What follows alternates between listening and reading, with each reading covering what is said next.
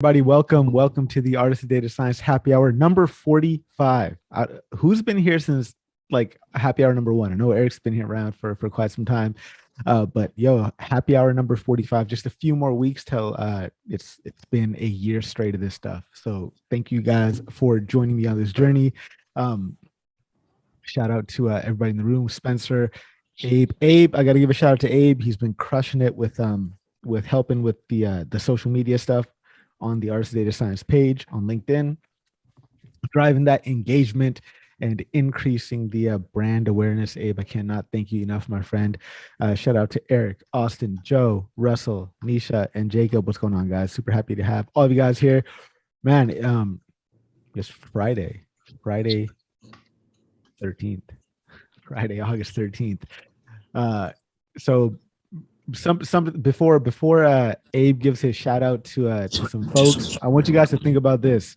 What are some data science projects that revolve around Friday the 13th that you would be interested in checking out? Like, is there like a myth out there about Friday the 13th that you think there might be data available to debunk? If so, like what type of Friday the 13th project would you want to do? I'm curious about that. But Abe, go for it, man. You gotta shout out to some folks, right? Yeah. So I don't see Mark in the chat, but tell him thank you. But I know Eric's here, so I appreciate you guys helping me out with sequence stuff. What I would like to, maybe like superstitions about different superstitions from different cultures about Friday the 13th. I don't know. That's an idea, but I actually can't stay long. I got to go be arm candy for my wife at one of her school events. Right on, man. Hey, well, thanks for swinging by, Abe. And again, thank you so much for all the help with the social media stuff this week, man. Really appreciate that. But yeah, man, Friday the 13th, if you could do a data science project that was about Friday the 13th, or that you know, if you think that there's data out there that you could use to debunk Friday the 13th myth, what would it be? I got a like, you know, kind of like a relatively simple thing I'd want to do with some data is, you know, in the city of Winnipeg, we have an open data portal. And that open data portal has the distribution of parking tickets all throughout the city of Winnipeg. So I'm wondering, are cops out there enforcing parking tickets more stringently on a Friday the 13th than any other day? But I'd love to hear from you guys, man. What would you do? Tom, what would you do for a Friday the 13th project? I was thinking of, all I could think of was Apollo 13 because I used a GIF today for Tom Hanks saying, Houston, we have a problem. So it'd be kind of cool to do an Apollo study. Were there things that led up to Apollo 13 and then the really tragic, well, it wouldn't be with the 13th, but that's the only thing that could come to my mind. Do some modeling of space program management. I'm drawing a blank, brother. That works. Hey, it's really lame, though. Nah, it involves the number 13, so that works. Nisha, what about you? I think I would be interested in knowing how many people watch slasher movies, kind of thing, on Friday the 13th. Yeah. Ah, that's a good one. Yeah. Joe, what about you? I don't know. I'd be curious how many people actually travel to Camp Crystal Lake, which was where Friday the 13th took place, if you watched the movie. So maybe there's some weird fan LARPing going on there. So I'd also be interested in meeting the people who would go to these LARPs if they were, you know. Yeah, I just recently found out what a LARPer is. I thought that was pretty interesting. Apparently, my next door neighbor is a LARPer. I don't know. Oh, you should watch this. There's a really good movie called Dark On. Yeah, it's well worth watching. I think it's a weekend movie for you and your better half. So it's about medieval LARPers who battle each other in a park. It's really funny. All right. Yeah, put it on tonight maybe. Yeah, you'll totally not watch it, but yeah, it's I mean, I watch a lot of the stuff that people recommend, man. Cool. It's pretty funny. All right. You type that name of the movie out in the chat for me as well, so I don't forget it. Eric, what about you, man? What's the project that you would do revolving around Friday the 13th? And if anybody else wants to chime in here, the question I'm opening with is, look, it's Friday the 13th. If you could do a data science project or just a regular data project that was thematically around Friday the 13th, what would it be? What type of project would you want to do? Eric, let's hear from you. And then, by the way, if anybody else ask questions whatsoever, whether you're on YouTube or Twitch or LinkedIn. I'm keeping an eye out on all the platforms, or even here in the chat. Let me know if you got questions. I will add you to the queue. Go for it, Eric. Yeah. So my first idea was kind of along the lines of your parking ticket thing. I was more thinking though about like injuries, because like I was thinking car accidents, that kind of data would be fairly easy to track. You might be able to find some sort of, I don't know. I was trying to think of, like falls, like ladder related things, anything like that to get towards superstitions, but I don't really know where you'd find data for that. And then the other one, kind of along the lines of what Nisha was saying, is you could probably come up with a pretty interesting, somebody who's way better at Tableau than me. But if you had some cool Tableau chops, you could probably come up with a really interesting analysis of like horror movie, like franchises, like comparing them, like Friday the 13th compared to Halloween or whatever, all the different horror movie franchises could be kind of interesting. So those are my two thoughts. Yeah, I like that. I mean, if somebody works like an insurance company, they probably have access to a lot of good data that they could test some hypotheses against, right? That's I kind pretty of wonder interesting. though, might you see if people are being safer, like because they're paranoid, would you possibly see like a reduction in injuries or terrible occurrences just because we're all aware of Friday the 13th and now we're being careful it can't like sneak up on you anymore? Or is the fact that you're aware of it only still it's going to get you anyway? I don't know. It's fate. Weird thing, man. It's a weird thing.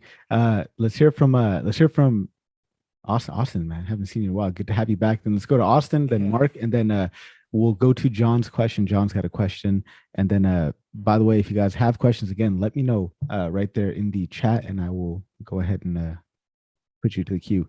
Austin, go for it. Yeah. So I think I was saying about it, and I was leaning more toward like Friday the 13th, Black Cats, that kind of thing. And just curious if you could get your hand at enough adoption data to see like, are people adopting Black Cats like on other days, or maybe because of Friday the 13th, might have people that are like horror fanatics and like, yeah, let's, and there's a spike in them on that day or those days. So that's kind of where I was thinking. It was just a little different. Yeah, I mean, you figure like humane shelter type of data, it should be public since those are public organizations, I believe, right? That might be interesting to look into. Mark, let's hear from you. And then after Mark, we'll go right into John's question. I had a pretty tangential thought. I was like, Friday the 13th, Jason wears hockey mask. In business, they have the hockey stick graph for startups when they try to pitch to investors. So the idea is comparing hockey stick investor graphs and how well they match up to reality.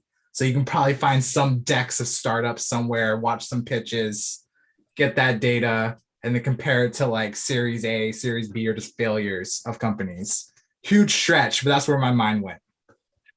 That's some creativity right there, man. That's connecting a lot of different layers of the neural network. I like that. Thank you very much, Mark. All right, guys, if you guys have questions, go ahead and let me know in the chat. I will add you into the queue, keeping a good eye on everything that's coming in. But for right now, let's go ahead and jump straight to John's question. John, good to have you back, man. It's been quite some time. Yeah, it has been. Thank you as well. I've recently started a new job about 4 months ago as a lead data scientist. So congratulations, it's been man. crazy busy. Yeah, thank you. Awesome. Thank you. Yeah, it's been ridiculously busy, and then I'm based in the UK, so my time here is 10:30 when this meeting starts. So after a long day of work. So yeah, but it's good to see all your faces. So my question is on predictive modeling actually, and I'm doing a goodwill project at work right now for a charity, and the charity is a UK-based charity that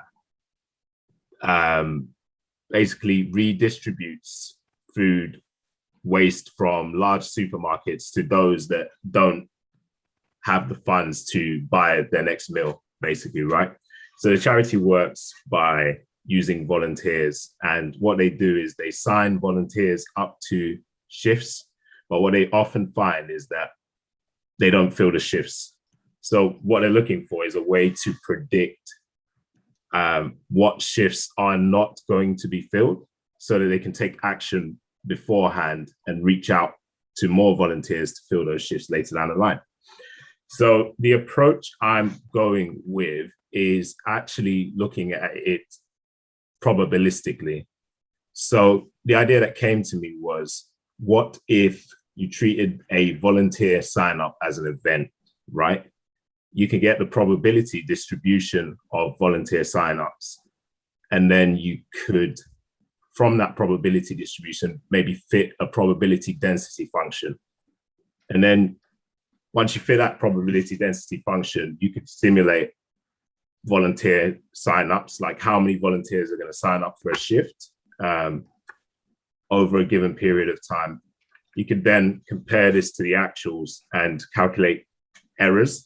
And then maybe you could use machine learning or some kind of regression model to predict what those errors were and adjust your original simulated volunteer signups.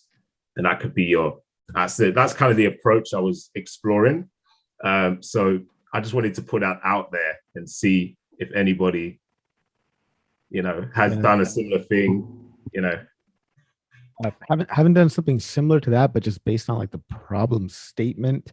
It sounds like you're trying to predict like the count, some type of count value, right?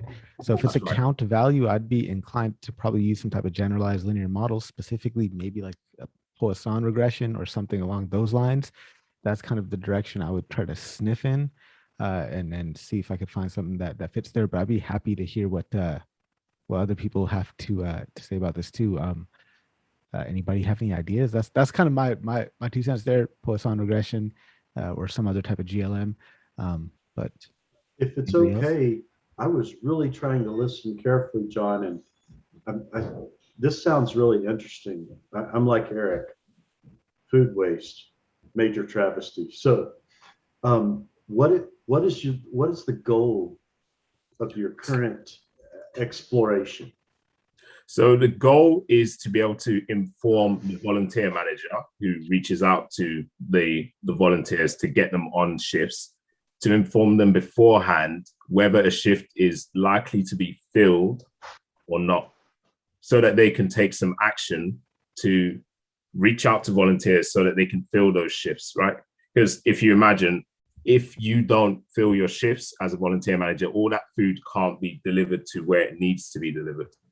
Right. And without going into too much detail about the shifts, they need different types of workers for each shift. But I don't think that necessarily informs the predictive modeling in a sense, right? You can break it out at whatever level you want, right? But the idea is you need to tell the volunteer manager your shift Wednesday afternoon is likely not to be filled. So take some action to get more volunteers in. So if I've heard you correctly, what occurred to me is this is a process, essentially, of need comes in, you got to staff up the right number of people. If you map out the process, then you can begin to think of what data you need at each step. But it sounds like there are some features that need to be determined to predict the number of workers. And yet there's also the challenge of getting hold of the volunteers, right?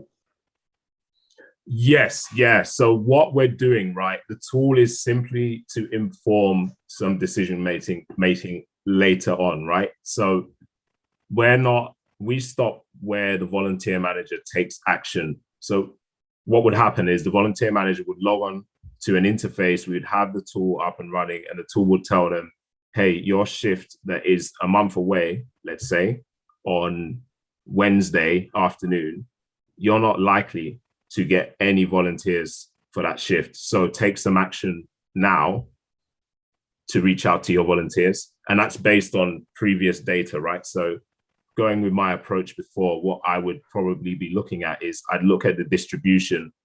So let's call it an event distribution where an event is at the level of how many volunteers have previously signed up to a Wednesday, for example, right? So there'll be a distribution. Sometimes it might be 1, it could be 6.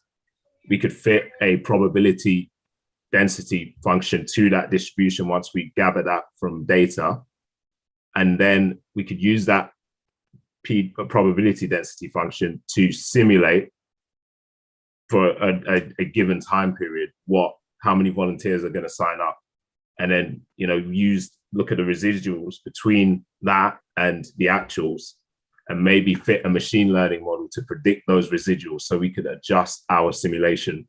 Because I have this intuition that I have this kind of intuition that because the probability density function is based on data, any simulation that we gather is going to be obviously taken from that probability density function, assuming it represents the population.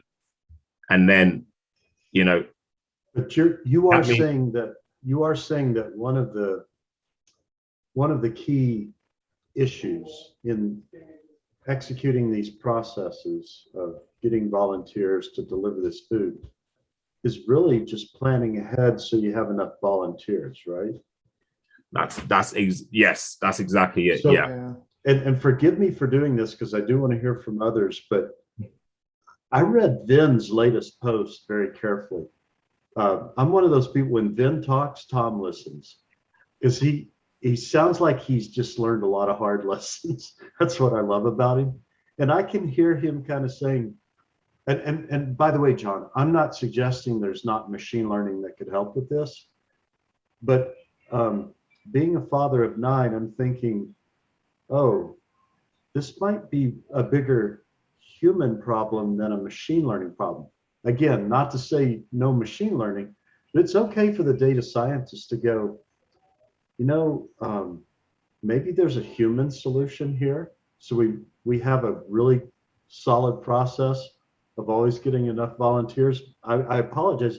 I know we're data scientists, but my brain kept thinking it's okay to think outside the data science realm and ask these volunteers.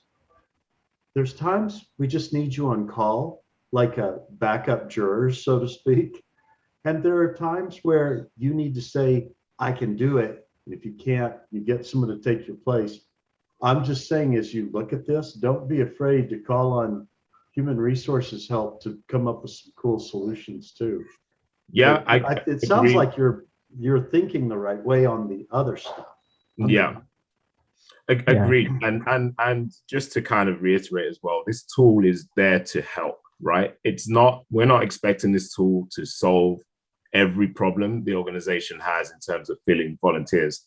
But right now, the current situation is they're doing it randomly. They have no idea how many volunteers are going to turn up on the day. They have some gut feel, and the tool should help them kind of formalize that gut feel using statistics or using modeling, right? So yeah, I completely take what you're saying, Tom, and I think a lot of it is going to be down to how their outreach at the end of the day. But if we can give them something that kind of at least guides their outreach, that works as well.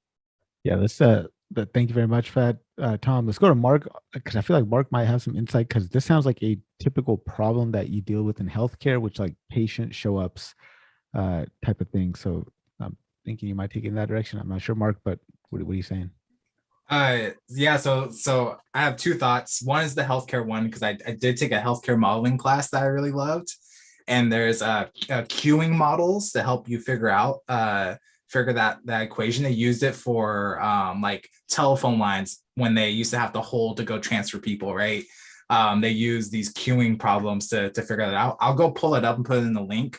I'll go find that for you real quick. But it was actually a more simple thing, kind of along the same long lines of Tom. And this stems from I used to do student affairs before I was a data scientist. And I worked for the service center, where I would actually train students on how to do public social impact work. And many times, there are a bunch of Stanford students who are super excited, want to do these complex things. And many times the nonprofit is like, yo, we just need you to sweep. Like, that's been a problem for like 3 months. If you could just do this simple thing, that would be really great. So I think the first question before kind of going to technical is like, go talk to your stakeholder. And like, I want to know, like, is this going to be like a generalized model where they use for multiple sites, or is it specifically only for this one organization? Can you provide that context real quick? Yeah, absolutely. So this is the context, right? The charity operates across London.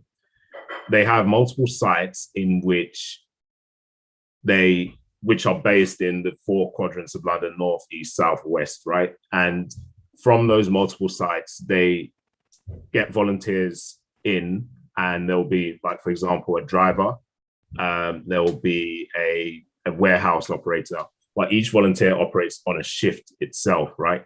So if they don't get enough volunteers in, the shift is obviously not filled, right? And the amount of resources they can distribute is limited. Like, for example, if a shift requires 10 volunteers, they only get 1, then those resources don't get distributed to where they're needed. So obviously what they're trying to do is they're trying to optimize that process. So this tool is just one of the things they're going to use, or we're helping them build to help them in that direction, right? So yes, there is definitely a lot of kind of human interaction at play here, but the tool is there because right now they're just doing it randomly. So they're just turning up on the day and realizing, hey, there aren't enough volunteers here, right? So they want to be more proactive. Awesome. The reason I asked, like, it was multiple organizations, they're all have all their different processes, but since like one organization that simplifies things. And so I would actually like go to the stakeholder, one, ask them like, are they gonna be able to maintain a machine learning model for themselves? Yeah, exactly. You know, or is some like a really killer Excel spreadsheet with some cool macros gonna be the thing that really takes over the edge? Because you can build this model that's like super correct, but if they can only maintain it for like a month, if that, and then they just have to throw it away, like it wasn't really helpful. So that's something I saw a lot with the social impact work I helped out with. In addition, I would map out like what are the phases of engaging someone for volunteering. So like they put out marketing for people to join. They sign up on this link. They choose their set dates, right? And then once you know those phases, it becomes easier to model out like what's really happening. And in addition, you can probably maybe reduce your scope where you're saying, hey, you know, there's this large problem. Our model can really help you in this specific area in this chain of like events, right? So that's another component. And then another thing, just off the top of my head, is something you should really look into is seasonality. So especially with food, providing food services, one of the nonprofits I work with was similar thing. They had, they provide food services to the community, and essentially like they had a partner between grocery stores and getting the food there and then getting the food out there and the need. And so seasonality was a big part of it. So like from the US perspective, like Thanksgiving was a huge influx time. And so they got a lot of food in, a lot of volunteers, but like I imagine like in Europe when people are on vacation or holiday, what they call it over there, you know, a lot more people may be like out of town and can't volunteer. So that would be another thing, is go talk to your stakeholder and figure out what are the phases and what's the seasonality of things. And that'll like help come across some gotchas. And then I'll go put in the comments as well those models from healthcare. Awesome, thank you. And just to say on your second point there as well, so this project came about because that analysis had already been done. So it's kind of already understood the kind of chain of events that leads to somebody turning up to the warehouse, right? And they established that the weakness was in that they didn't understand who was going to turn up to the warehouse, so they couldn't be proactive in taking steps to do that. That's where the tool comes in. And just to give a bit of context, this is going to be a minimum viable product for September. So we're not expecting to kind of solve the problem end to end. And yeah, we considered this massively as well, whether the organization itself would be able to manage a machine learning model because of the data drift, retraining elements of it. So I'm also running this in conjunction with a software development team as well, that are kind of taking those things into consideration and how we can best kind of simplify that process. But yeah, with the approach, the second part of the approach doesn't have to include machine learning. This is more to improve the model's performance as much as possible. It could just be simulating based off distributions observed in the data as well. And that doesn't require any training of any model. So I just put in the link, a book. It's called Modeling Public Health and Healthcare Systems. My advisor wrote this book and I took his class. And it's really good. He makes things very simple, but particularly you have two things in there. You have the queue optimization chapter in there, and then they have a resource optimization chapter in there. I think both of those would be really good, help you kind of give you a sense of like how to think through it. And more importantly, what I liked about the book is that it talks really focusing on like conceptualizing and simplifying the problem first before modeling. Awesome. Thank you. Let's go to Russell, then the data engineer formerly known as Joe, who's now known as just first name, and then we'll go to I think Eric has some great insights in the chat, so we'll go to Eric after that. Before we do that, though, John, somebody on LinkedIn, Dwayne wants to know, not Dwayne, yes, Dwayne wants to know, are you from South London? Yes, I am from South London. Yeah. Dwayne, there you go. Yeah. South London. Can I just ask a question to understand? I want to know, John, if the people or the volunteers, are they like repeat volunteers? Is it always like the same, similar people turning up, or is it like totally different people every time? That's a really interesting question, Antonio. So we don't have much data on actual volunteers. We just have them as events right now. So when somebody signs up for a shift, the event that person has signed up is logged, but the person behind the event, that data is not well tracked by the organization right now. So that is something that we could recommend them doing, but then there's a cost of kind of tracking that as well, bearing in mind that it's a charity. So. Got it. Thank you. Sorry, Harpreet. Yeah, no problem. Good clarifying questions are good. So we'll go to Russell, then we'll go to Joe, and then we'll go to Eric, and then Monica's got some great comments as well. And then, by the way, if you guys have questions, please let me know. I will add you to the queue. Doesn't matter if you're on LinkedIn, YouTube, or Twitch. Go ahead and let me know what your question is. I'll add you to the queue. After we get to after we get through this discussion, we got a question coming in from Mark, and then another question from Dwayne, and then another question from Mohammed, both of whom are joining us from LinkedIn. But Russell, go for it. Okay, thanks, Harpreet. Good evening, everybody. So John, a couple of questions I've got. It seems that you've got kind of two clear sides of the model you want to produce. One is kind of the forecasting of the requirement for volunteers, much as Joe's put a couple of good comments in there for forecasting capacity models. So that's predicting when you will need people to come in and help you out. But have you considered also, if you have the people that are subscribed to come in and you've got a fully subscribed event, but then people don't turn up, are you going to deal with that differently, or do you expect to do that within the same model? Because I would class those two things as kind of different. You know, you've got your forecast planning to understand when you need people, and if that requirement changes seasonally or daily, weekly, etc. But then if people fail to turn up, that's a different challenge. You need to deal with that. You need to know if you've got people kind of on standby that can come in and fill in if someone has failed to show without prior warning, and perhaps also some modeling on the people that are volunteering if they're persistent non-shows, you know, because everyone likes to contribute to charity. It's a good benevolent thing, but some people may have a little bit of vanity in it as well, like to think that, you know, they're being the good person, but it's not really, you know, first and foremost of their priorities. And, you know, something turns up and, you know, it's kicked out pretty quick. You know, I've worked with some charities in the past and experienced that kind of thing. So two clear questions. One, forecasting your requirement for volunteers, and is there any seasonality or change of the requirement, or is it pretty much consistent? You know, every day of the week, it's just you need, say, 10 people every shift, every day to kind of do this kind of thing long term. And then secondly, how can you deal with failures, non-shows? Thank you. I think those are really good questions. So on the first question there are a set number of required volunteers for every shift. And what we're trying to predict there, Russell, is the amount of volunteers that are going to turn up, right? So some shifts, as you imagine, get filled, other shifts are over capacity, and some shifts are under capacity. The ones that are important to us are the ones that are under capacity, because those are the ones we can act on and add value by doing volunteer reach out. but there has to be kind of a way to predict whether a shift is going to be under capacity before the event occurs, right?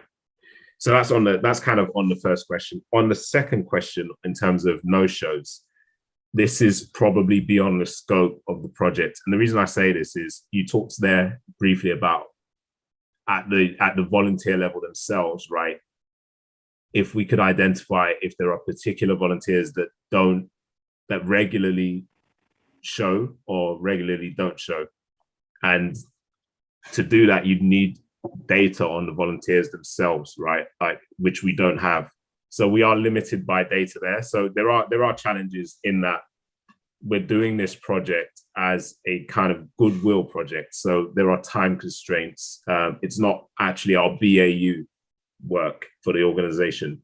So we have to build a minimum viable product that, can add some value, but we're not looking to boil the ocean. So, we can build a tool that says, hey, volunteers, we can tell you, what shifts are likely to be filled or not. But the rest is for the charity to act on those insights and try to drive volunteers to shifts as the tool identifies. So right now we're going from a state of the charity are just guessing and randomly kind of assigning resources to filling certain shifts, whereas we're moving to a more directed and, instead of firefighting, we're kind of being more proactive about it. And that's kind of the goal. Let's go to Joe, then Eric, then Monica. Also, shout out to Tor. Good to see you again, Tor. Shout out to Brandon. Good to see Brandon again. I think Brandon's got a topic that we're talking about in some messages on LinkedIn that if you want to bring up, we should do that. But let's get through John's question here by going to Joe, then Eric, then Monica, and then if anybody else has questions, let me know. I'll go ahead and I'll add you to the queue, and we'll keep it moving. Oh yeah, I think Russell did a good job at actually explaining what I was going to explain. So, but I mean, at the end of the day, it sounds a hell of a lot like a capacity planning problem. It's a classic supply chain problem. Really, it's just you got demand, you have actuals. How are you going to deal with the difference, right? I would just go ahead. I'd study those types of problems and just try and mimic the approaches. I wouldn't overthink it too much. It's just how much are you expecting over time? Like on Wednesday, I'm expecting this many people. How many people show up? Okay, great. How does that affect my other forecasts, right? So that's the approach for the demand part, as Russell also points out. You have to look at the volunteers who don't show up, right? And then maybe if you have enough data and you want to get fancy, do a cohort analysis of like the drop off, over time, the churn of volunteers, right? So like if there's a group of volunteers that have been with us for over a year, right? How many of them have dropped off? What's the rate? And so forth. Of volunteers that have stood with us for a week, how many of those end up coming back the next week, and so forth? I mean, that's another analysis you would do separate, just to understand the behavior of these different buckets of volunteers. So I'd look at it that way, and then obviously just make a list of people. I mean, if they're flaky, then don't hire them again, or just tell them to try harder. I don't know. They're volunteers. It's hard. The problem is you have no incentive to show up, right? This is inherently the entire problem with the situation.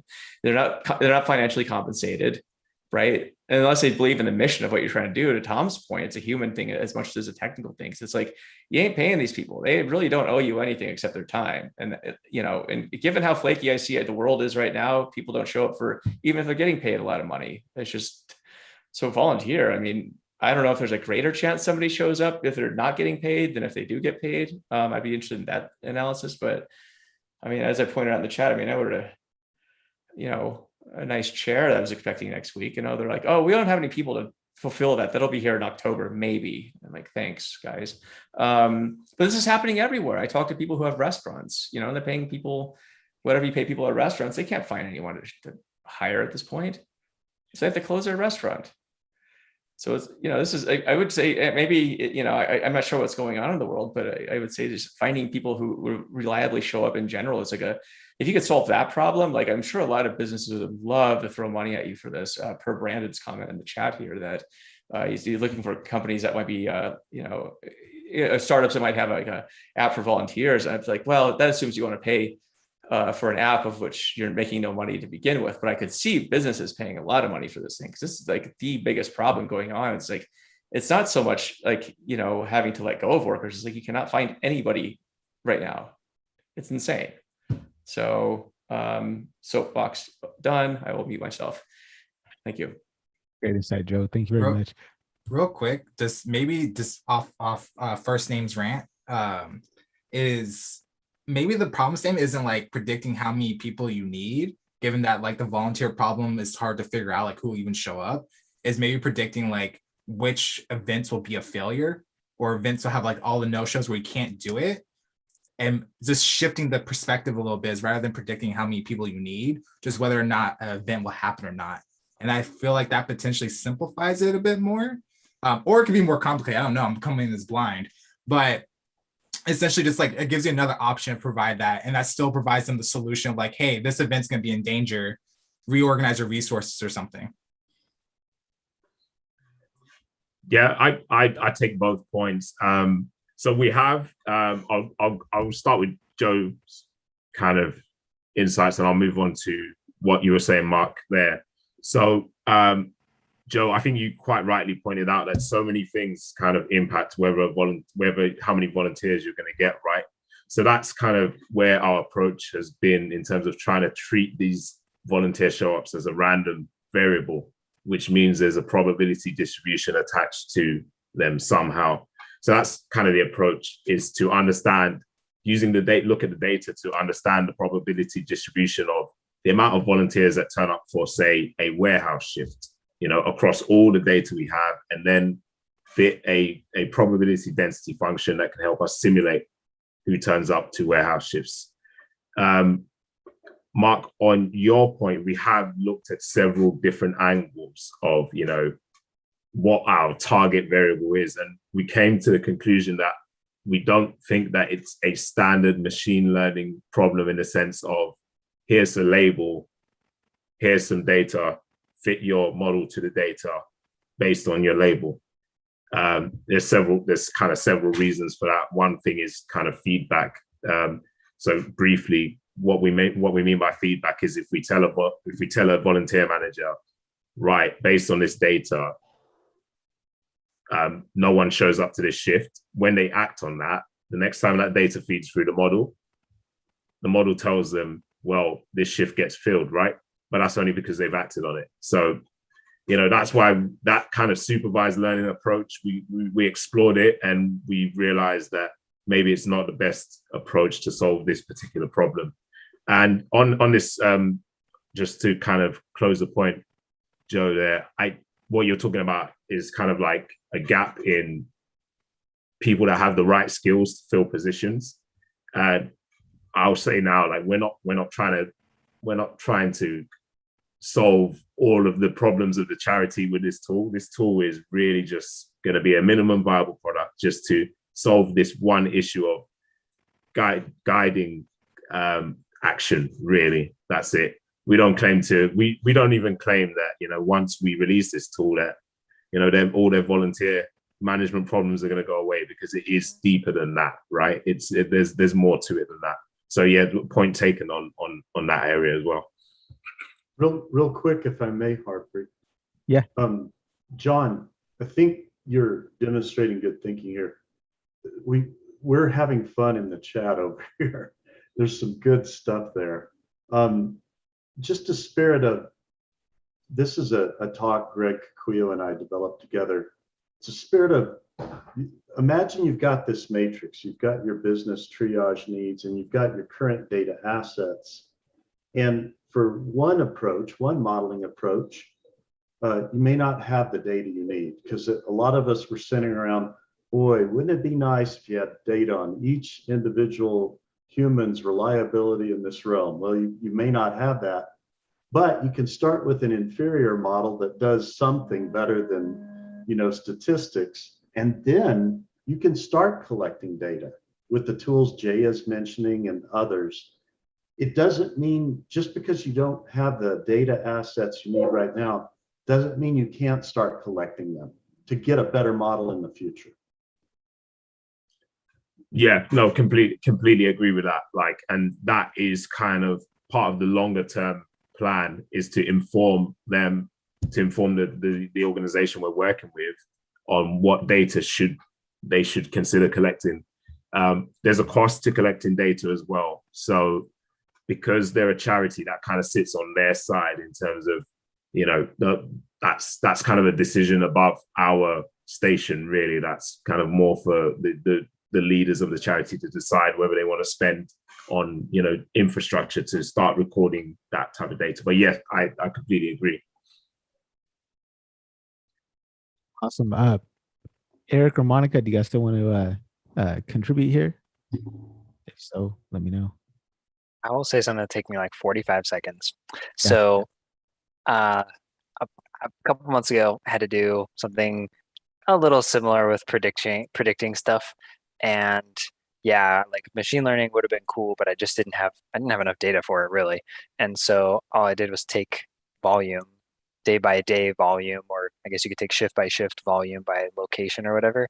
And I just did like a 2-week, you know, I looked at, if today is Friday, I looked at the last 2 Fridays and weighted the most recent Friday a little heavier than the Friday before that to try and predict tomorrow, or I guess today, or, you know, Saturday or whatever. And then, you know, because it was available, we have like a little seasonality table that we could say, okay, well, you know, July is a little higher and April is a little lower. And, you know, just like you could have like a spring, summer, fall, just hard coded in. Same thing with day of the week, where it's like weekends, people are twice as likely. And so I just put in a, you know, a Saturday, Sunday modifier and a Monday through Friday modifier and just hard code everything in, and works just fine. And it got done way faster than if I would have tried to throw stuff that I barely understand at it. So anyway, you could do that in Excel if you want to. Thank you very much. Thanks, Eric. That's insightful, definitely. And yeah, again, you know, we aren't trying to overcomplicate it. You know, we've cycled through several approaches, and and seasonal trends is something we're definitely looking at in the exploratory data analysis. If anything, that's going to give us the level of granularity at least we need to start looking at those probability distributions as well. So yeah, thanks. Monica? Yeah, very similar to Eric. I was analyzing safety incidents for a utility company from a historical perspective, and just to see, you know, days of the week or certain months, if there are any trends, spikes in safety incidents, or in this case, not enough volunteers, then to bring in that human aspect of, in my case, training those individuals during those times, or in this case, you know, if you don't have enough individuals during a particular month, maybe doing a marketing campaign or calling past volunteers to say, hey, you know, just to get it out there and see if that brings in more volunteers, because you know, on Fridays you won't have a lot of volunteers, to get ahead of that. Thanks, Monica. So, John, you got a ton of good advice here, like 45 minutes worth of good advice. So go back and listen to this, and there's a ton of stuff here in the chat. Let me know if you want me to send you the text file for the chat. I'd be happy to do that. Let's keep it moving to let's go to Mark's question. And after Mark, we will go to Dwayne, and then Mohammed has a couple questions. But Mark, go for it. Awesome, thank you. I also want to note too, like this conversation before and the question was so great. Like I really felt like it mimicked a lot of the work as a data scientist. There's like the same conversations I have with my colleagues, going back and forth with different ideas. So it was really cool. Yep. For my question, kind of similar vein, machine learning, but with a caveat is that I'm not trying to send off a model. I'm trying to teach others about machine learning. And so I have 4 mentees that I signed up through this program, and we're learning about Python and R. And so we're working on a machine learning problem together. I found this amazing researcher collected all this data in Brazil, public sources of like infant mortality within 28 days, which is a really standard 28 days standard in healthcare, and cleaned up the data where it's an amazing data set for machine learning. It has a whole, like 30 different data features, classified, was the mortality 0, 1 for the infants. It's over 1 million rows. It's really amazing. And so essentially it's an imbalanced classification problem for healthcare. the key thing is that we're not trying to ship it. We're not trying to show like this is what's happening, some research thing. I'm just trying to teach people like how about machine learning as like one of their first projects. And so with that in mind, thinking about imbalanced classification problems, what do you think are some core things or foundations that you would wish you learned when you were learning about this, about machine learning, so I can just better teach this concept? I have some ideas, but I would love to speak to the mastermind of data science here to figure out how I can make that even better. So the teachable moment here is it how do I teach my mentees about the perils of imbalanced data? Is that like the message you're trying to get across to them? That, and also just so they get experience, like their first project of like, oh, cool, I implement a machine learning model. It has horrible accuracy, but I did it once. And so now I got past that curve, and then let's work through that. And I'll post the data set as well in the chat, so people just have an idea. It's a really cool data set, or really important data set to work with. Is that their first like ever machine learning model? Like, so I got a mixed bag of mentees. Some of them have done machine learning before. The others, this is like their first time ever. So it was like trying to find something in between for them. I think, Harpreet, if I may. Yes, please. I mean, I know you're trying to throw them right in the water, but just off of what I heard from you, I don't know if that's kind of like what I would act upon. If you give me like really hard problem that nobody, like it's unbalanced, and you predict something and then it gives me like 30, like, I don't know, 50%, whatever it is. So I don't know how, I mean, you know them better than I do, right? So maybe that's what motivates them, that kind of like hard love. But also I think about the domain that you're teaching them, meaning like, are they passionate about this project? I know. Yes, we're all okay. Healthcare. So Okay. Finding healthcare data is hard. So yeah. Yeah, because when I started, I remember my first project the professor introduced me to was the simplest Titanic data set that everybody knows, right? And he's like, Antonio, did you know if you were on the Titanic, you'll drown? I'm like, what are you talking about? Like, how do you know this? And he's like, well, there's this thing called machine learning, and based on your demographic data, predicts that you're going to drown. And to me, that was like, all right, I've seen the movie, I don't want to like die on the Titanic. So that kind of got me into it. But it was also like simple enough where I would build something and it gives me like a 95% or 90 whatever percent prediction score, and kind of get me motivated. Ben Taylor, who's on this call, he always tells me like, even if you want to give him a hard project, also give him some wins. If you want to stick with your project, maybe like, okay, this is a hard project, but we're going to celebrate once the data's clean. If you create 5 features, we're going to have a celebrate. So maybe the end goal, the model is not going to be that great, but making sure you have some milestones along the way, I think, to keep them motivated, I think would help you. Because just being like, just predict this and they get lost, that might be a little demotivating. At least that's based on my personality.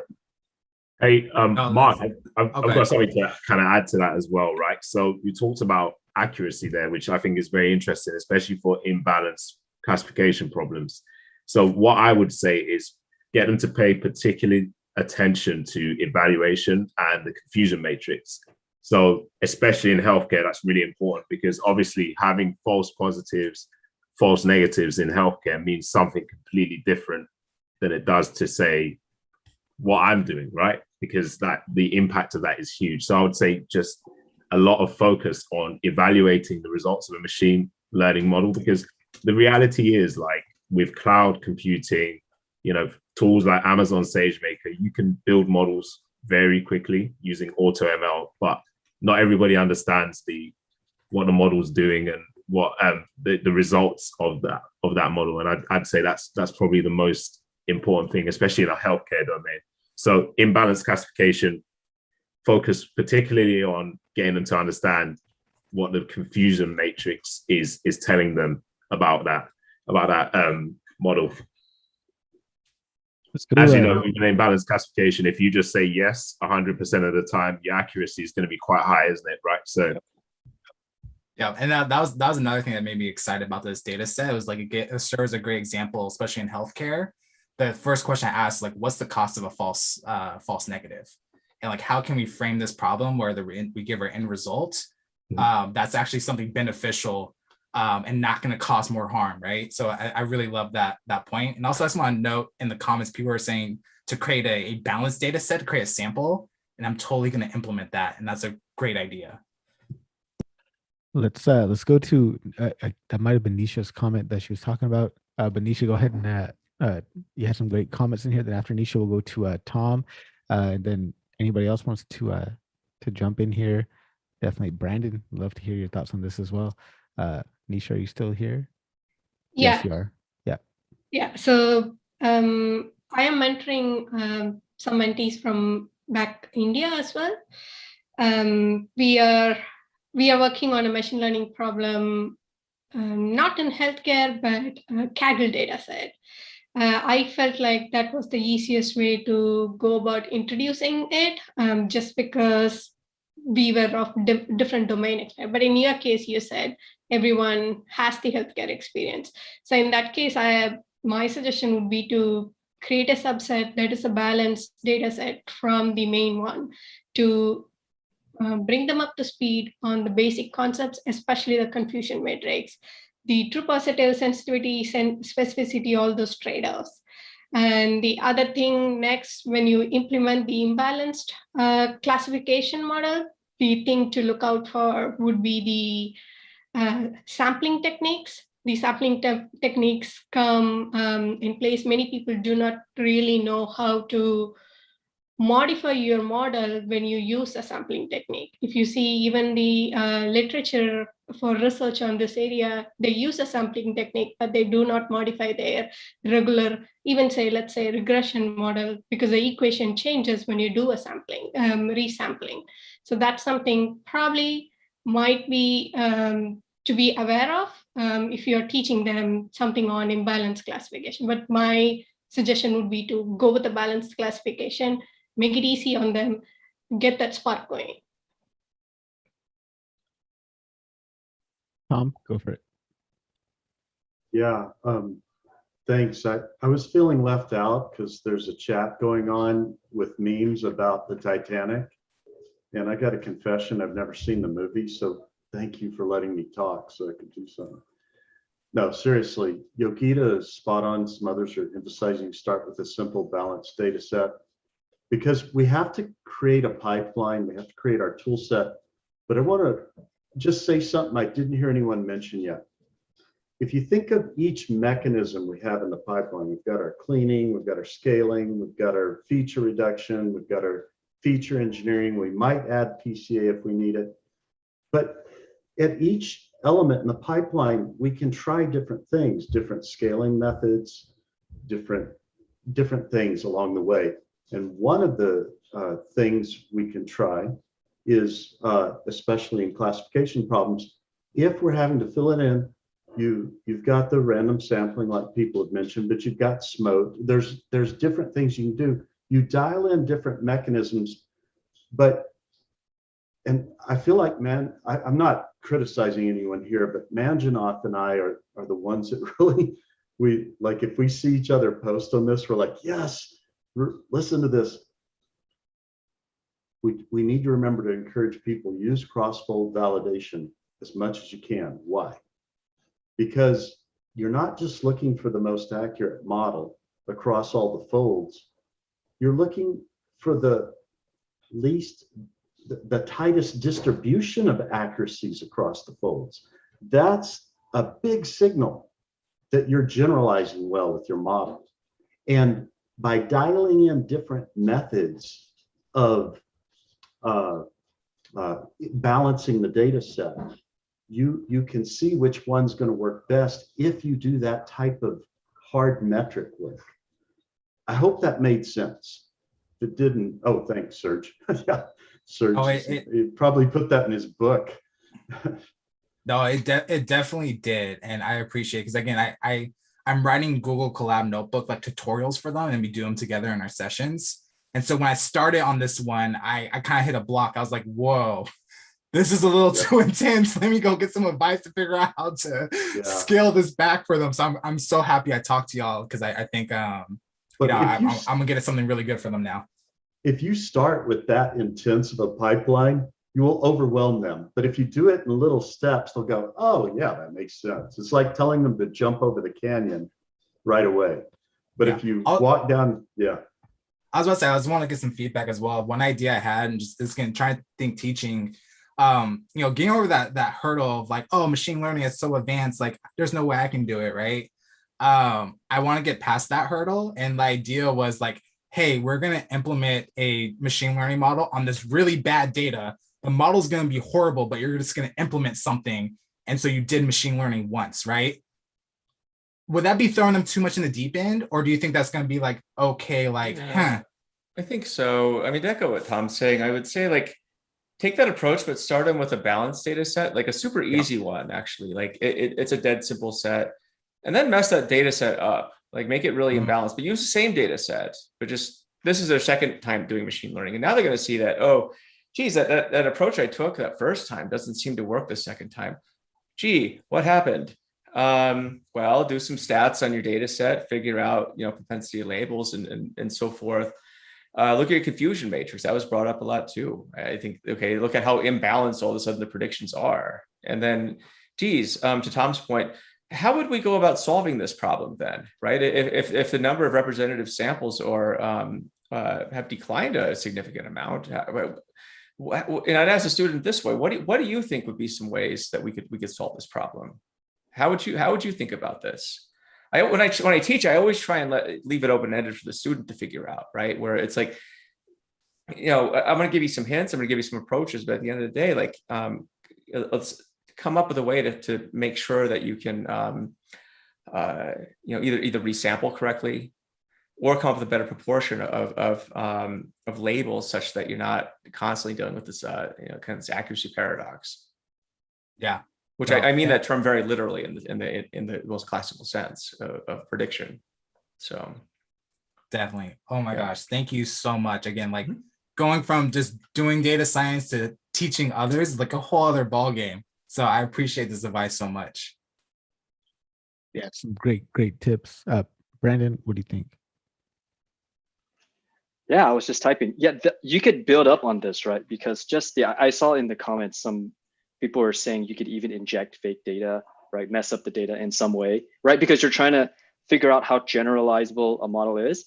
You can build all the way to drop off, right? Isn't this what dropout does in neural networks, right? You're trying to get it to be more generalized. So you're dropping off, you're setting ones to zeros randomly. And then that has the equivalent of like ensembling a bunch of neural nets in one training run. So you can even go all the way to that kind of a concept just by starting with the basics. And a quick add here. If you guys haven't followed my fake data posts, let me know and I'll send you the notebooks, whatever. If it's like Joe's emphasizing, if you and many of you, if you start with that basic set, that you know how to create fake noise, fake errors, fake data problems, the world's your oyster in machine learning. You don't have to wait till you find data problems in real world data sets to harden your set, but you have another advantage because you created the problems. You already know in advance what answers your model should get. You have like the solution manual, which we don't ever have in real world problems, to tell you your pipeline's not really doing the best thing yet. And then you can fix it with the known answers and work backwards. Now throw the real data at it. You have a better clue about how to modify the data as you go through to get to more accurate predictions. Thank you very much. Ben, what about you? Any thoughts on this topic? Hey, sorry, I was looking at GPU stuff. Yes, that's also an option. Deep learning with TensorFlow and some GPUs. What's the quick summary of the question that was asked? Mark, quick summary. Essentially, I have a few mentees that I do this program. I'm teaching them just how to code and do machine learning, just simple stuff. I found a data set that's pretty good for learning. It's pretty cleaned up already, but it's an imbalanced classification problem, still real world data. And so just advice on like, what's the best way to bring someone up to speed? Not necessarily like make this the best like solution ever, but teach them so they get excited and feel that spark for data science. Yeah. Okay. So I heard that question. I thought maybe a new one was thrown in there. So Mark, one of the things I like to do with new students is really try to light a fire under them with personal passion projects. Because what you want is you want them to go off the next week and say, hey, Mark, guess what I tried? Guess what I tried on the weekend? I tried this thing. A lot of times like AI on the edge, you know, NVIDIA, Jetson, Nano, like stuff like this can really wake them up.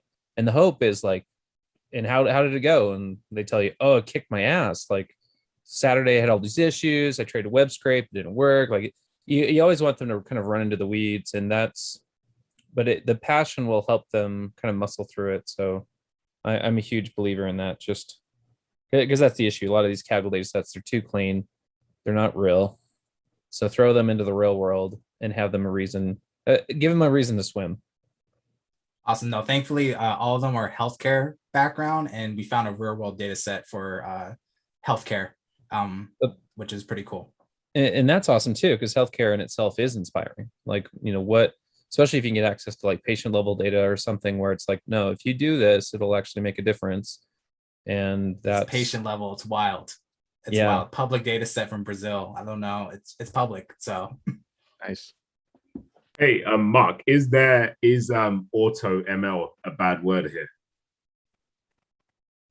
I think I would love to teach them that, but I think it's outside the scope of it, because we're doing in Google Colab notebooks, and I think that would just be like a lot going on to all of a sudden switch gears for auto ML. Yeah. But I will love. But what's your thought on that? Because maybe I'm missing something, and I will love to hear your perspective. Right. So I know that a lot of people aren't necessarily comfortable coding machine learning models from scratch, but that doesn't necessarily mean that you can't be an effective data scientist, right? So currently what we're trying to do is we're trying to leverage auto ML where we can solve some of the common machine learning use cases very quickly. So if you're teaching a group of newbies to machine learning and data science, right? Why not leverage AutoML? It will build a model for them, and then you could focus on the outputs of the model. You know, how well does this model actually perform? You know, what does a confusion matrix look like? What is a confusion matrix? Because sometimes I think you can get overwhelmed with learning how to actually code a model up in Python, which is, you know, bandwidth for your brain. And then on top of that, trying to digest the actual concepts behind machine learning, which are, you know, exist outside of coding, right? You know, that's all kind of math and stats. I kind of equate AutoML to learning ML, I suppose, kind of like the difference between learning how to drive a car and like taking the bus. Like, I think taking a bus will get you most of the way there, depending on the route. That's like AutoML, right? Like it'll get you in a direction most of the time, but it depends on what your goals are, right? If you want to learn to drive, it's kind of like, I think you probably the approach you're taking is fine.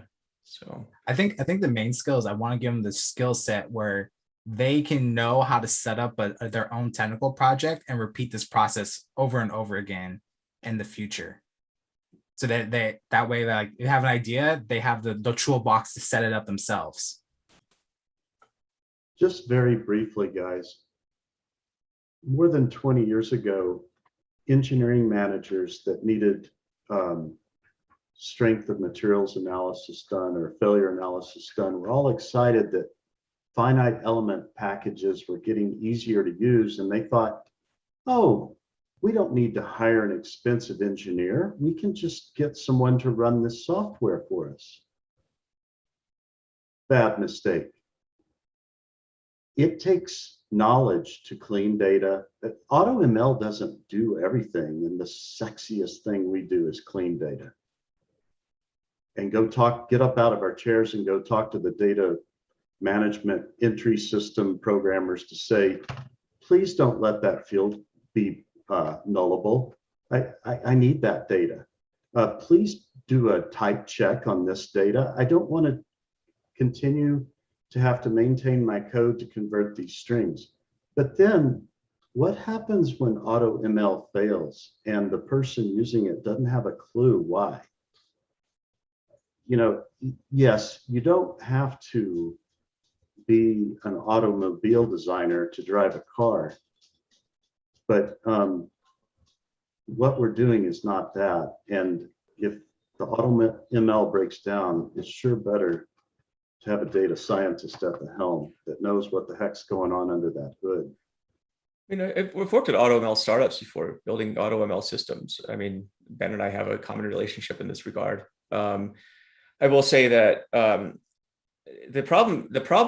main problem with AutoML that has not disappeared since I was working on this back almost 10 years ago, is the fact that your data set, the data set that you provide your AutoML, if it's a structured data set especially, it's that's the complete linchpin with whether AutoML is going to work. It's the input. If your data set is great, you might get something, but at the end of the day, it comes down to domain expertise. I mean, I've worked on more AutoML projects for clients than I can care to count. I've worked on probably more machine learning projects than I would care to describe at this point. And it's like 100% of the time when you're dealing with structured data, it has to deal with the data set that's been provided. So if it's been built, if that data set's been built by somebody with the domain expertise to build a good data set, then I think you're home clean, you know. But at the same time, if it's just some random data set that you throw in,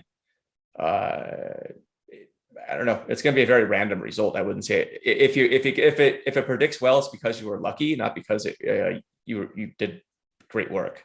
And I'm dead serious about this. I've seen machine learning models where I'm like, it works because it randomly works. It works not because the data had any signal in it at all. Quite the contrary. Like you're lucky it works, and it will implode at some point, and but you won't know that it, you know, when it implodes. So anyway, soapbox off, but I think that you do need the domain expertise at Tom's point, right? That never goes away. Yeah, absolutely. Mark, how you feeling about those inputs? Oh my gosh, I'm set up for success now. I'm super excited this week. Don't get too eager. I'm just kidding. Right yeah, no, I'm writing the tutorials. Let me put it like this: I'm excited because I feel like I just avoided a huge landmine in teaching them, and so very excited about that. There's probably some more out there, but it's all a learning process, and I'm just happy to get this feedback. And my goal is I'm just trying to make it as fun as possible for these students. Right on. I'm encouraged too that the data robot evangelist, the AI evangelist, blessed our current heresies, Joe. Again, not against AutoML, but how to handle AutoML properly. Ben and I have known each other a long time. He gets it. Trust me. So I get a sense that AutoML is a bad word for yourselves, Tom and Joe. Not really. No. And in fact, I love AutoML, especially when you're talking about images and I think things that are not like. Here's where I make a distinction. I think AutoML really works well. That kind of rhymed. We could pull them out of that. But it works nicely on problems where you're dealing with unstructured data. So images, audio, basically things where you can take a set of, say, pixels and unwind them into a vector and then feed that into a neural net, for example. That's actually a much simpler problem to solve than feeding structured data from a business system into an AutoML program. Like classifying images and audio and stuff, I say, is actually a far easier problem to solve than structured data. And so I think AutoML works great for a lot of those use cases, especially when you're dealing with pre-trained models where you can just do transfer learning, for example.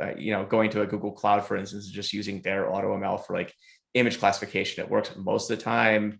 And if their pre-trained stuff doesn't work, then they got enough robustness behind it. But I've not seen the same success with structured data sets where it's tabular. Like that tends to like implode on itself for the very reason I just described. Every structured data set is different. And for you to figure out whether or not there's linearizability in your data, for example, whether or not you can pick up any signal with your features is a much different story, just because it's inherently random human generated data, not pixelated. So sorry, Tom, what were you gonna say? Actually, I was too busy making the fun jokes in the chat about Joe being a rapper and a poet and a heretic and all of those fun things. But it's the spirit and I think Brandon was echoing what I was saying about the finite element stuff. It's a spirit of, what is AutoML good for, John? It's good in the hands of a data scientist to help them go faster, because it would be like asking a non-violinist, oh, this is the best violin ever made. Here, play it. I need a lot of training. You know, AutoML helps a good data scientist go faster because they know how to employ it. Yeah, no, I definitely agree with that. Like, that's kind of my sentiment on it as well. Yeah, when you're working with these tabular structured data sets, like the reason classical machine learning works so well is because of the features that you engineer. So you're building out the complexity using subject matter expertise and domain knowledge to help a model learn. Yeah, so backing up Joe's point there. Awesome. Mark, a lot of great insight there for you, my man. Let's continue moving on. I got questions coming in from LinkedIn. This is an interesting question from Dwayne. It might entice a riot. Data science or data engineering, which is easier and why? If I could riff off some posts that I think Andrei Burkhoff made a while ago, if you have to ask that question, then you probably shouldn't be in the field. Just they're saying that, but who wants to take a stab at this? Data science or data engineering, which is easier and why? Joe? I mean, I can speak to this because I've done both. So I don't know, man. I think it's a tricky question to answer because I think it depends on the background that you're coming from. So yeah. I don't know that I could, you can't universally say like one's easier than the other. It'd be like saying that it's a hard one to answer, but I would say, no, I'll use this litmus test. If you have, like, I think a strong math background or a strong analytical background, data science is going to be easier. If you have a stronger software engineering background, data engineering is going to be easier just because it has the word engineering in it. I'm kidding, because you have systems thinking, right? And this is a different type of thinking than analytical, mathematical thinking. They're similar, but different. That said, I think that both of these fields, because of the way that tooling is being abstracted in both fields, and maybe the roles that you might enter as a data scientist or data engineer, I think this is also changing. The role of a data engineer, I would say, is becoming less about engineering and more about higher levels of abstraction and governing data. I was actually just talking to a CEO of a up and coming big name tech startup about this, data startup, and we're both in agreement. I think data engineering over the next several years is actually going to be more about old school stuff like data governance, data management, and less about data pipelines. I think that's very much a solved problem. You can find products that just do this. And so, so you're moving up the value chain in that regard. But data science, it's the same thing. We just talked about AutoML, and I think there's also libraries are increasingly making the role of a data scientist much easier. Back when, Ben Taylor and I were cutting our teeth in machine learning, there weren't really libraries, and that you had to, it's a proverbial hand-drawn card. It was a much different time. Now everything's very easy. And so I think the role of a data scientist is going to change too, to being more of a domain expert with excellent analytical and mathematical skills. And so know where the puck is going, I would say, in that regard, to diagnose where you would want to fit into the world. But to answer it, there's not really an answer. I would say it more depends on what you want to do in your temperament. So. Yeah, I think that's honestly the only right answer to that question. I would have answered along the same lines. So let's keep it moving. A couple other questions coming in. So Dwayne, hopefully you are listening still. That's a great response, and I'm sure a lot of us probably would have agreed on that. And if anybody wants to chime in on that particular question, let me know. Otherwise, I will move on to the next one. All right, cool. Let's move on to the next one then. Next one, the question is coming from Mohammed on LinkedIn. Any recommended resources for people starting data science and machine learning, and they want to familiarize themselves with computer science jargon? Something that would help people with absolutely no background in computer science. I don't think you need a background in computer science to get started in data science, but I would just say there's probably 2 books I'd recommend in your situation. One would be Hands-on Machine Learning with Scikit-learn and TensorFlow, and the other one Pandas for data analysis that was written by Wes McKinney, the guy who created Pandas. I think you read those two books, and if you really want to get, you've been talking about computer science jargon, grokking algorithms, that would probably be a resource I'd recommend as well. Harpreet, you're hurting Dave and Andy's feelings right now, I think. Why? Sorry, I thought maybe you were seeing the chat. Someone mentioned the Pragmatic Programmer. Mark Freeman did. Oh, yes. Yeah. So Pragmatic Programmer, yes, that is also a good book. Heads up, keep an eye out for the interview I have coming very soon with the author of that book. Mark, go for it. Oh, I was just gonna mention the Pragmatic Programmer. I go back to it all the time just to pick up on some good coding habits, but more or less like the jargon, but more so like the thinking of a programmer. I read that book and I was like, oh wow, I've been approaching my code the wrong way for a long time. So it's really good. Yeah, that's definitely a good book.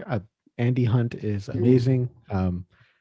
His other book, well, he's got many books, but Pragmatic Programmer, but the other one was Pragmatic Thinking and Learning, which is all about just how to learn and develop and just get better. It's such a good book. Had an epic conversation with him months ago, and that conversation will probably be released probably at this point a year after I recorded it, but soon. Subscribe to the podcast, keep listening. John says computer science distilled by Waldston Ferreira Filho might be a good one for you. There you go, Mohammed, on that question. Well, can I chime in here, Harpreet? Oh yeah, absolutely, please. So I'll do my normal thing, which I seem to do every time here, is that if you can, set yourself with a team with data engineers, software engineers, business owner kind of person, business analyst, and yourself, and maybe a few more data scientists. And I do most of my learning that way, just because I joined an integrated team where everybody has the same goal, as opposed to like you don't meet until the SVP level, which I've been in those kinds of orgs too. Here, me, myself, the data engineer, everybody I just mentioned, we report essentially to the same person, and it just makes everything easier. I learned so much about software engineering from those people. I thought I knew about software engineering until until I worked with them. Then I realized I don't really know much at all. I was actually going to go to you next, Brandon, for your question. You have a great question that I feel like is going to spark off a really good discussion. So please go for it. Okay, yeah. So we were talking earlier about you start with a problem that you think is a data science problem, and then everybody jumps in saying, this is a people problem. And I jumped in and said, this is an organizational problem. And this happens a lot, I think, depending on your situation, if you're in a startup or a big group, small group, etc. But I wanted to know other people's experiences on, you joined a company or a project thinking it was going to be all data science, and you're doing your work and you're thinking, this would be a lot easier if, like, let's say the healthcare workers entered the data more cleanly. Or in my case, it is the customer support people. You're supposed to say this is a duplicate issue when it is, and they don't always do that. And it's throwing off my machine learning. And it's like, I can't even do machine learning anymore because the data is too messy. In any case, there's like this debate about people saying, well, you know what, this is real life data science. This is data science in real life. And then there's other people saying, this isn't data science, and maybe you should, this company's not ready for you. You should go to a team or something where they're more mature. So I just wanted to know, at what point do people start thinking, maybe this isn't data science, I should look for something else? Yeah, I mean, we're having a conversation about this offline in messages. When we're talking about how I left Price just a week ago, and it became that situation where it was like, it was literally not data science anymore. Like I joined the company and I did a machine learning project, and people loved the results of the machine learning project. It did well, but it turned out that in order for me to do any more machine learning, I would have had to done like the data governance and all that type of stuff. And it was turned into a situation where like, shit, you guys probably hired me the wrong hire in the pipeline. Like data scientist should have been like the third or fourth data professional you hired in this pipeline. And it became it just became a role that just did not resonate with me anymore, because I did not want to do data management or anything like that. And I don't know if I'm answering your question. I'm just kind of going off on a tangent, but I guess once it gets to the point where it's like, all right, well, you hired me for a particular capability, and like now you're putting me in work that is not reflecting my true ability to execute and do something good, or something meaningful. So, time for me to move on, look for another role, that type of thing. I think this is common, Harpreet. Yeah, definitely. It's super common. I mean, there's a lot of bait and switch, I would say, in data science. I mean, it's a popular honeypot, right? I mean, what better way to get smart people in the door than just throw up a data science wanted sign and then let them all apply, whether or not that's actually what they'll be doing. I mean, I've personally been hired into roles like this where it was expected that you'd be doing data science. And it's like I'm doing everything except that right now, and so I think a lot of it comes down, Brandon, I would say, to it's a tough one, right? Because I there's some situations I think where people don't know what to expect out of a data science, but that'll be, like as Harpreet indicated, that instead of being the third or fourth hire, that's like the first hire they make. We saw this a lot back, especially I would say starting around 2015, 2016, when the AI hype cycle was like starting to take off, and everyone felt like they needed a data scientist. And so you'd see a lot of hires, including myself and probably other people here. And I can't say that was the best hire at the time. You don't need that. I mean, I started a whole company around this fact, right? That's the reason I call myself a recovering data scientist. It's because I don't think that half the jobs I did, I don't think I was needed at that stage. But I think they needed a data engineer or somebody to help set the foundation upon which to do data science. Yeah. But that to say that to expect that a data scientist is going to come in and just solve all your problems, I think it's a bit ludicrous. And thankfully, more and more companies seem to be catching on to this. But it took a long time and probably countless expense to get to this point, this realization. But it still happens. I mean, we still rescue a lot of companies, and help them hire data engineers after they've hired a team of data scientists. They're like, oh, geez, these guys, this might not have been the best decision. And the data scientists agree. They're like, we don't know why you hired us. We're here. We'll happily collect our paychecks. But I mean, we want to be productive, right? I mean, because there's a sense of worth in your job as well. It's not just showing up to collect a paycheck, but people want to have an impact. So, and I'm sure you saw this, Harpreet, right? Like you went into this company with great intentions and whatnot, but unfortunately, it just the timing probably just wasn't there. So, yeah, exactly. Mark, you have some good comments here in the chat. You want to go for it? Oh, I didn't. Sorry, that was for something else. Yeah. Okay. I've gone inside on this because like I said, I've just kind of recently started as a lead data scientist, and I'm the first one in. I am literally building the team from scratch.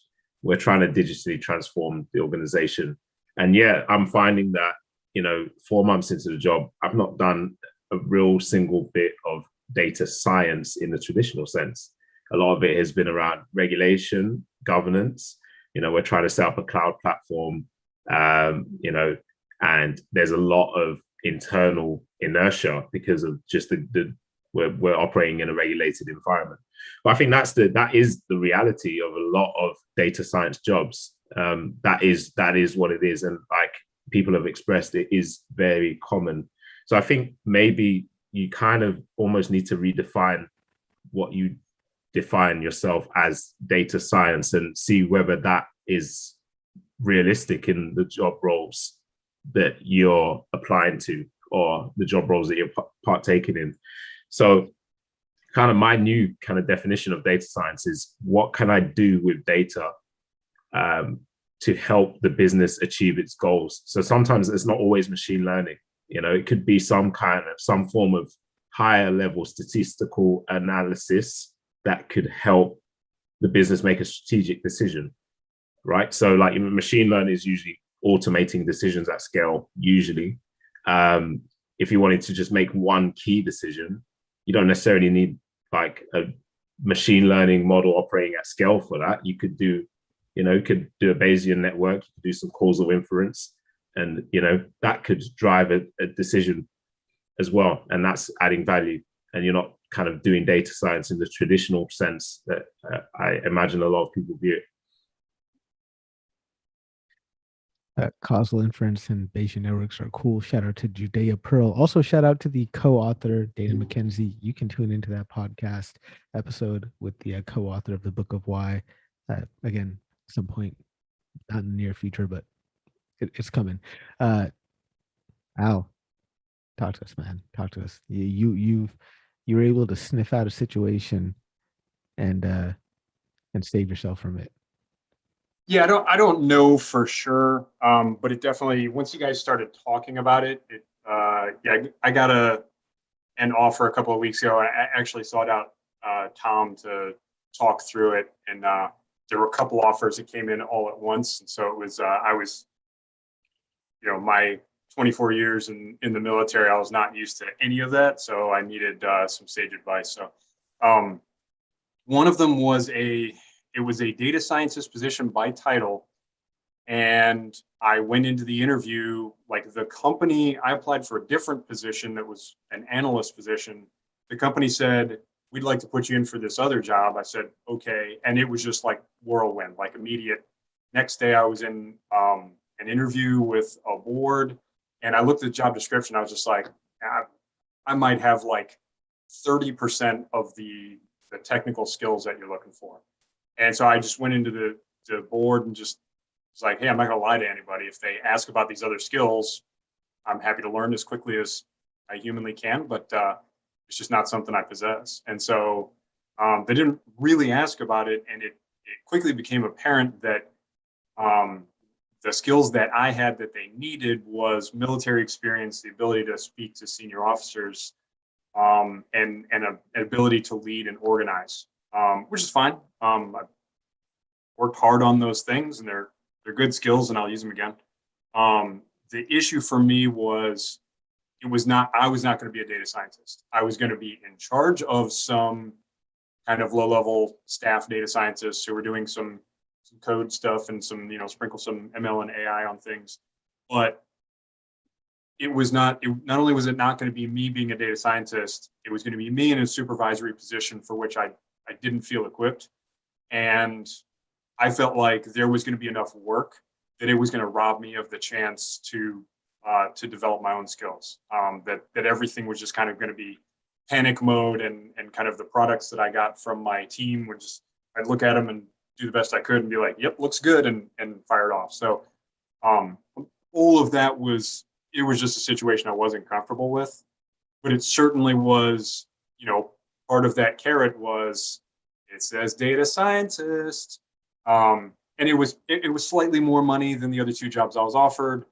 So there was that kind of tugging at me as well. But yeah, in the end, I just decided that the opportunity for me to learn and to earn that title and to build the skills that I lack now is more important. And so it was tough, but yeah, had to turn that one down. Congratulations on the other offers, though, man. That's huge, man. Multiple offers at the same time, man. That's huge. Yeah. Congrats. I was very blessed. Tor, I see you got some good comments here. Tor, and then Russell. Is Tor still here? I don't see him. Oh yeah, there you are, Tor. Tor. Still here. I'm not going anywhere. No, I was just thinking, stage 3, stage 1. Right now, I've been looking at this one particular spreadsheet for the past 15 years, where they do complete planning for audits in Norway. And, this spreadsheet is collecting the correct data, but it's structured in the wrong way. Now, when we're talking about stage 1, stage 3, I have several ideas of what I can do with that data if it was just structured correctly. So right now, I've developed a whole structure, a new method of collecting the data, structuring the data, the same data, in a different way, which will then allow me to do all the things that I want to do and the value added to the users. And this is technically what it is. I mean, whenever you go into a job, whether you're going in at stage 3 or stage 1 or stage 3 or 2, at any given level, it is your job to bring people up to the stage 3. If you come in at stage 3 and you realize that stage 1 and 2 is not properly performed, well, as a responsible person at stage 3, it's your job to make sure that stage 1 and stage 2 is working. And that is part of your job, because once you get 1 and 2 working, then you can actually start performing the value added. Now, whether you are performing stage 1 and 2 yourself, that's a different story. You may go in at a stage 3 and realize, oh, this is way beyond me. However, I am here to give the guidelines for stage 1 and 2 to work. And when those 2 steps are working, then I can come back in and then I can really make value for stage 4, 5, and 6. So this is how I'm working. It doesn't matter. I mean, your skill set and what your job responsibility is, you have to tune it to the role and the function that you have. That's how I view it. Gord, thank you so much. Awesome, guys. Well, that's some great discussion today, guys. I think we'll begin to wrap it up. Hopefully, you guys get a chance to go back and listen to all the great advice that was given today. Some fire advice, and hopefully get a chance to listen to the interview I released earlier today with Jacqueline Wales. She's the author of the book called The Fearless Factor. That was kind of a personal episode for me. I feel like I was very, very open with her, and we're discussing some shit that I was going through. So hopefully get a chance to tune into that. I really enjoyed speaking to her. Also, I want to show you guys something real quick. I am launching something very soon here. I'm launching a course called the Employable Data Scientist. It's coming out, and I'm making this a reality. And it's all about how to essentially how to turn your project experience into actual work experience. So it's create a job in create a portfolio in such a way that you actually get hired or complete a portfolio project or take home assignment so that you get hired. So it's breaking it down like this: how to think like a project manager, so how to work like a data scientist, data science project lifecycle, how to work in sprints, how to think like a scientist, all about the scientific method, problem framing, question design, how to ask good questions, how to make an effective analysis, how to create an analysis plan, where to find data for your project, how to think like an engineer, all about how to code for reproducibility, reusability, when you shouldn't use notebooks and scripts, how to use GitHub, quick introduction to Docker. What the hell does it even mean to deploy a model to production? Then how to think like a business person. We're talking about the importance of an executive summary, guidelines for creating an executive summary, and then how to tell stories for data science. And then I'll have a bunch of project templates. So these project templates will not be completed. They'll be blank templates, but me coaching you along the way with suggestions in the form of comments and stuff, how to navigate the interview process. And that's it. So yeah, finally doing it, coming out with the course. The Employable Data Scientist is the name of the course. It'll be launching soon.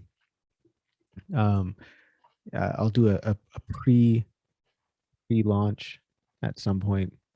People want to join the pre-launch, $97. After that, it goes up to $497. Just put it out there, guys. It's happening. Super excited to do this, and I will be posting a few logos out there in the Slack channel that I would love to have you guys input on. I've got 3 logos that I'm working with right now. There's this logo, and that's a crepe. That's not a logo. This logo, and that logo. And I'll put this into the Slack channel, and I'll have you guys vote on that. So I'd appreciate that. But yeah, I'm trying to do something different with my course. There's a lot of great content out there. I mean, shout out to Andrew Jones, shout out to Avery Smith. They got those type of courses where they're just going to teach you all of data science from the ground up. My course is more geared towards people who are who've already learned the basics and who are maybe early career data scientists, maybe junior data scientist or data science intern, who just are trying to figure out how to take themselves to the next level. So, this is kind of for you guys. So keep an eye out for that, the Employable Data Scientist. What do you guys think of the name, man? What do you guys think of the name? Keep it real with me. I want some feedback on that. Yeah, I like it because that's what it's all about, is making yourself employable or marketable, like one of those two. But yeah, getting yourself involved and out there. Oh man, thank you. Some good comments in the chat. Thank you guys so much. Yeah, it's man, it's like one of those things. Like I'm creating the course. I'm like, man, this is even good. Like, what the fuck am I doing? Like, I'm enrolled in like Andrew Jones' course, and it's amazing. Like, just I was doing market research. His course is amazing. And I was looking at Avery's course, like it's amazing. But then I'm like, I'm doing something completely different from them. Like, I'm not doing the same thing. I'm doing something different, and I feel like I'm addressing a niche and a need that that doesn't quite exist yet. Then after this, I'll have another course that's launching that'll be all about how to learn more effectively, and that course will be super cheap. It'll be like $50 for that course.